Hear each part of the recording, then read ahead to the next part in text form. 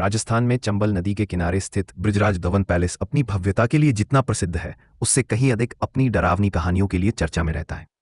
यह कहानी है उस महल की जहां आज भी एक ब्रिटिश मेजर की आत्मा का पहरा माना जाता है। मेजर बर्टन की अनकही दास्तान। ये बात साल 1857 की है, जब भारत में आजादी का पहला विद्रोह भड़क रहा था। उस समय मेजर चार्ल्स बर्टन कोटा के पॉलिटिकल एजेंट थे और अपनी पत्नी और 2 बेटों के साथ इसी महल में रहा करते थे। जब विद्रोहियों ने महल को घेर लिया तो मेजर बर्टन और उनके बेटों ने ऊपरी मंजिल के एक कमरे में शरण ली, लेकिन विद्रोहियों ने उन्हें खोज निकाला और क्रूरता से उनकी हत्या कर दी। कहते हैं कि मेजर बर्टन का सिर धड़ से अलग कर दिया गया था। बाद में महाराज ने उनकी लाशों को महल के गार्डन में ही दफना दिया। समय बीतता गया और यह महल हेरिटेज होटल में तब्दील हो गया, लेकिन यहां रुकने वाले मेहमानों और काम करने वाले कर्मचारियों ने कुछ ऐसी घटनाओं का जिक्र किया जो रूह कंपा देने वाली थी।